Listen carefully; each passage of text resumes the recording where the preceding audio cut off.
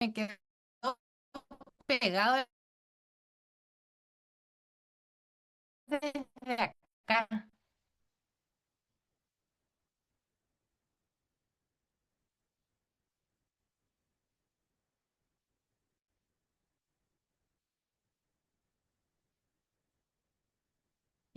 Em, entonces, estábamos hablando del hiperparatiroidismo secundario, ya que, como lo dice su nombre, es el aumento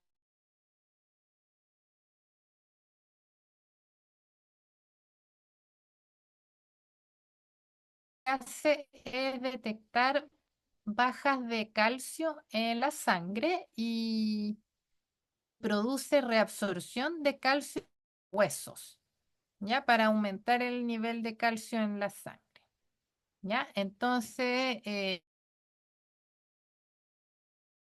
em, en la enfermedad renal crónica podemos tener hipocalcemia, ¿ya? Hay otras para tiroidismo secundario, ¿ya? Sin embargo, la más frecuente es enfermedad renal crónica. Em, Otra causa de hiperparatiroidismo secundario podría ser un déficit de vitamina D em, por alguna otra causa, ¿ya? Entonces, ¿qué ocurre en la enfermedad renal crónica? Vamos a tener déficit de la vitamina D activa, ¿ya? Porque si se acuerdan, al principio les comentaba que en el riñón se produce enzima que es necesaria para producir la segunda hidroxilación de la vitamina D. De esta forma, volverla activa. Entonces, en la enfermedad renal crónica no vamos a tener suficiente de esa enzima y por lo tanto, déficit de vitamina D activa. ¿Ya? La vitamina D es necesaria para absorber calcio en el intestino. Baja de absorción de calcio en el intestino.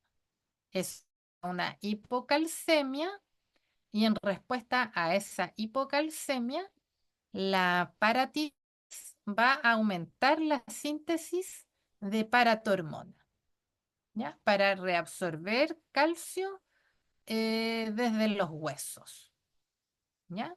Liberar calcio desde los huesos y de esa forma suplir la hipocalcemia.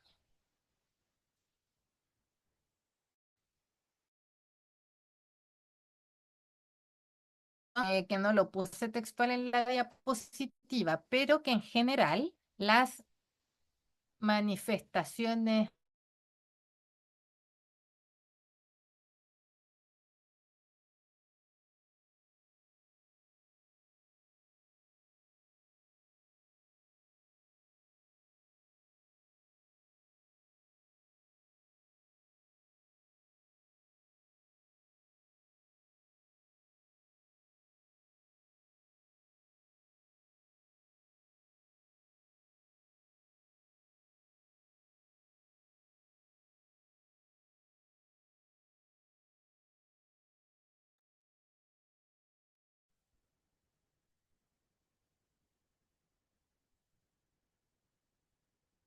Carito.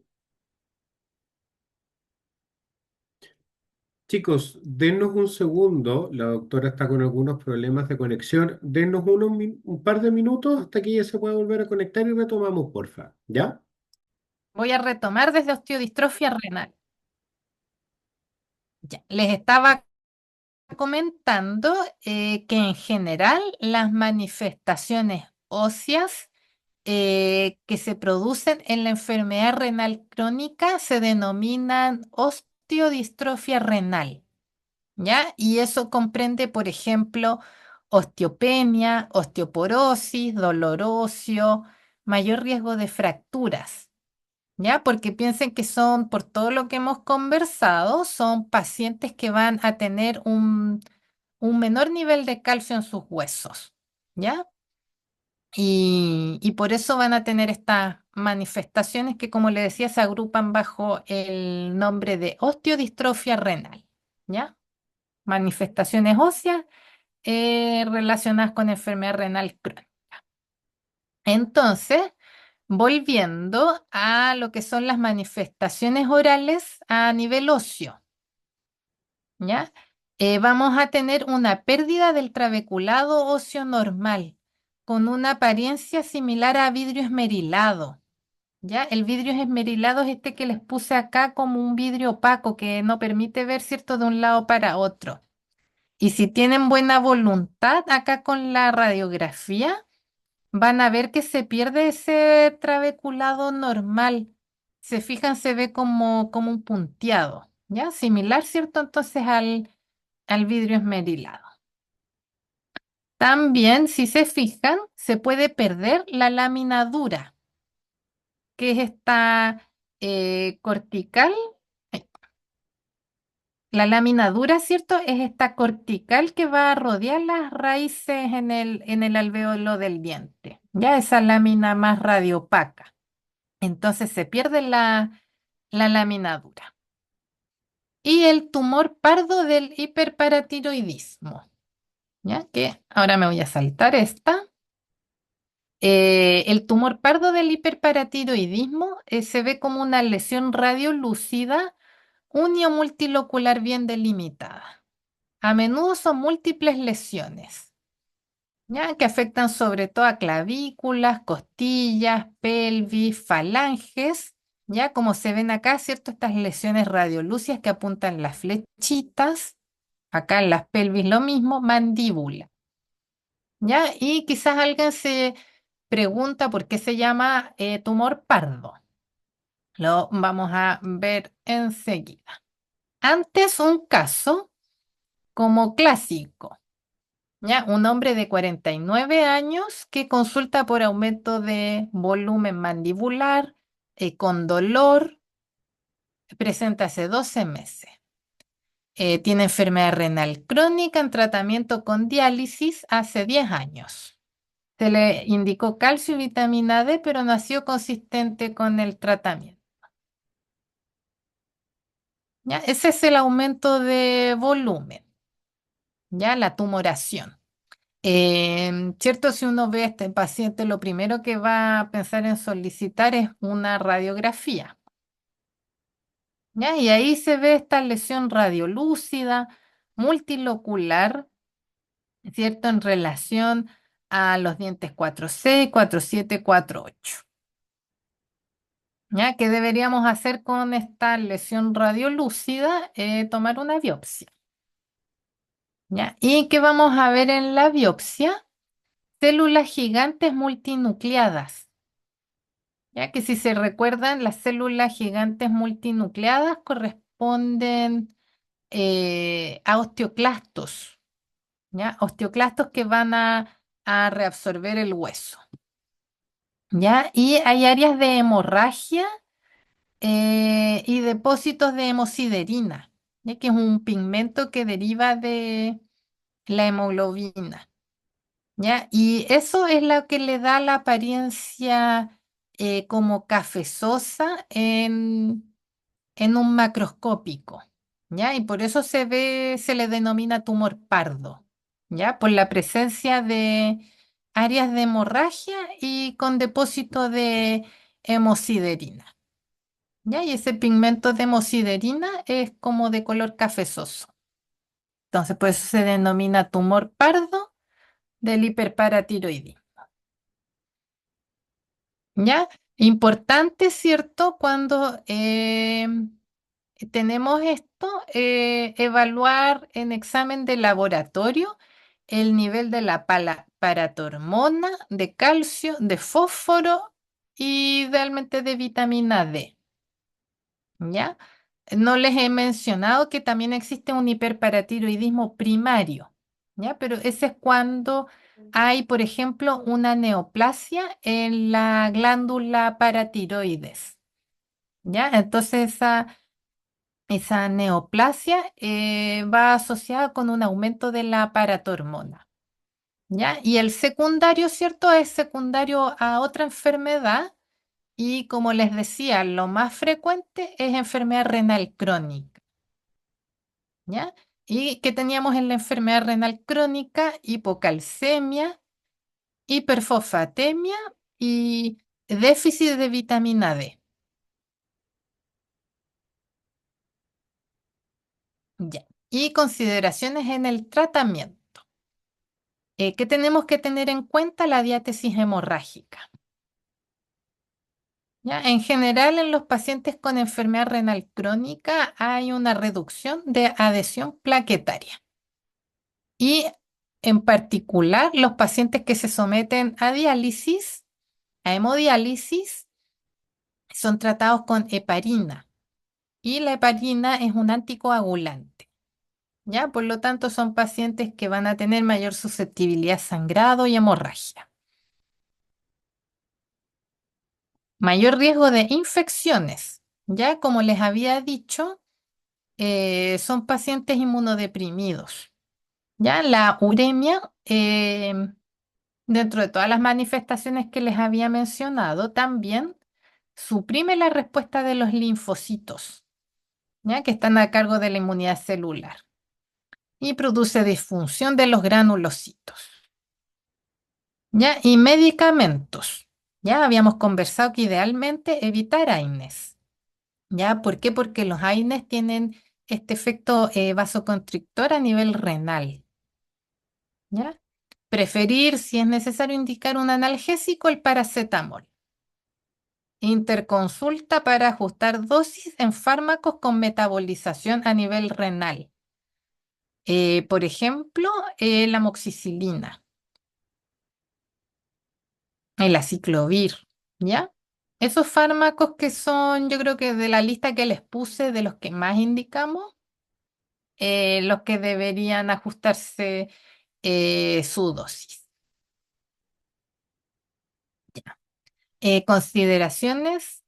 eh, ahí el doctor nos está complementando, ¿ya? Absolutamente prohibida la dipirona.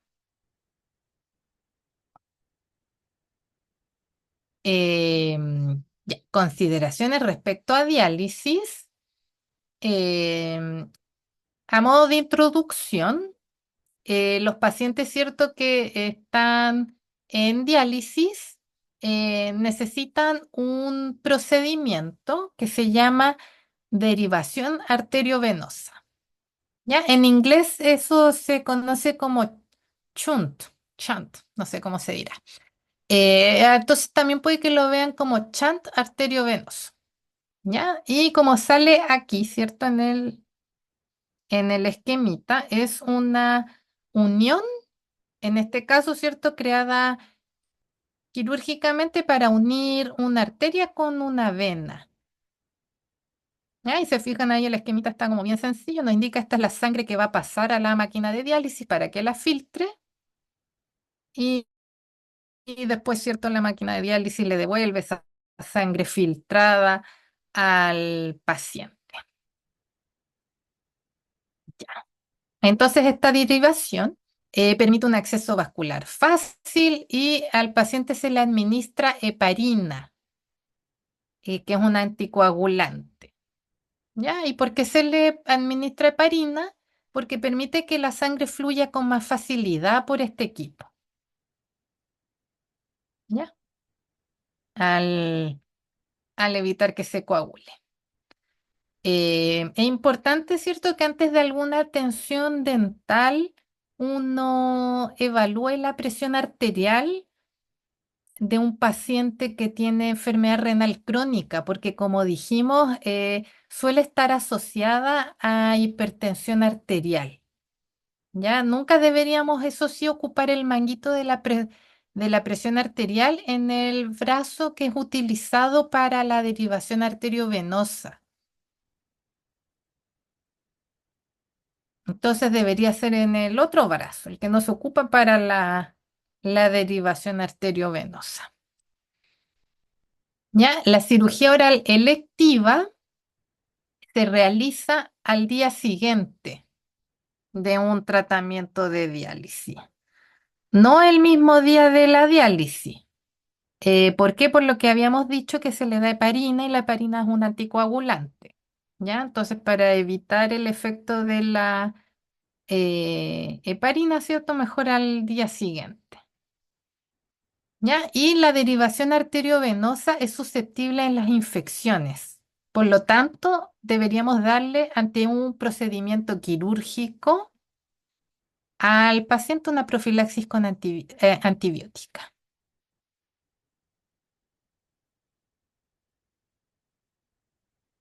¿Ya? Ojo, por ejemplo, si van a hacer un procedimiento mínimamente invasivo que no es quirúrgico, obviamente que ahí no es necesario. ¿Ya? Pero si es, por ejemplo, un destartraje o como les decía, una cirugía oral, sí es necesario. ¿Ya? Y ahora respecto específicamente a pacientes trasplantados, eh, son pacientes que habitualmente reciben corticosteroides, en parte para evitar el rechazo. ¿Ya? Por lo tanto, pueden necesitar corticoides suplementarios en el periodo perioperatorio para evitar una insuficiencia suprarrenal aguda, ¿ya? Porque, cierto, dependiendo del proceso, si es un proceso quirúrgico más invasivo, eso genera estrés. Eh, Me refiero no solo a estrés psicológico, sino que fisiológico. ¿Ya? Y ante situaciones de estrés, ¿qué produce el cuerpo? Corticoides, ya como respuesta. Entonces, ante una situación de estrés, necesitamos una dosis más elevada de corticoides. ¿Ya? También es importante considerar que para evitar el rechazo, no solo se da corticoides, sino que también inmunosupresores. ¿Ya? Entonces, por lo tanto, es un paciente más susceptible a las infecciones. ¿Ya? Y acá en particular, la ciclosporina A, que es un tipo de inmunosupresor, y el nifedipino, que es un bloqueador del canal del calcio que se ocupa para la hipertensión, producen como efecto adverso la hiperplasia gingival, ¿ya? O más bien agrandamiento gingival, que era lo que les mostraba hace un rato. ¿Ya? Evaluar necesidad de profilaxis antibiótica, porque como les decía, eso va a depender del tipo de procedimiento que realicemos. Y controlar la presión arterial de los pacientes trasplantados, porque a veces pueden tener cuadros de hipertensión severa, ¿ya? Por lo tanto, hay que monitorear eso. Y creo que esa sí, era la última. Ya. No sé si tienen alguna duda o si Juanito quiere complementar con algo más.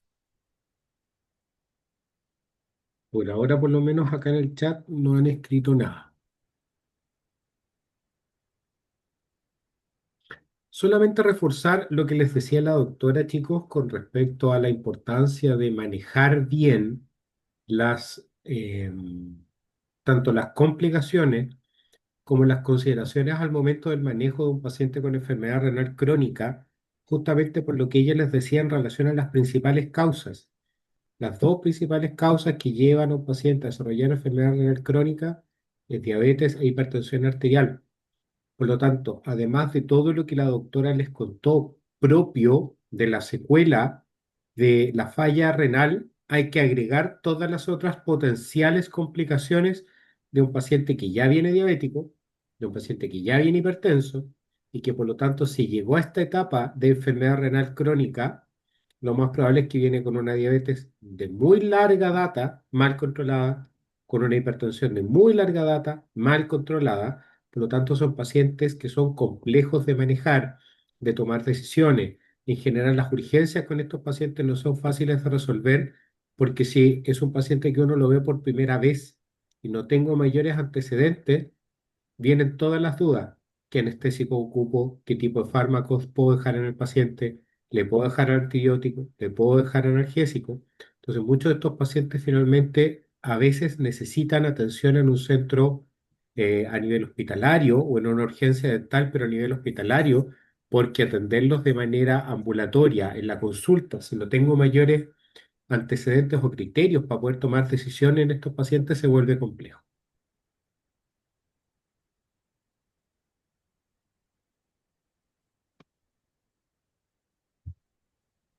Chicos, ¿alguna otra consulta?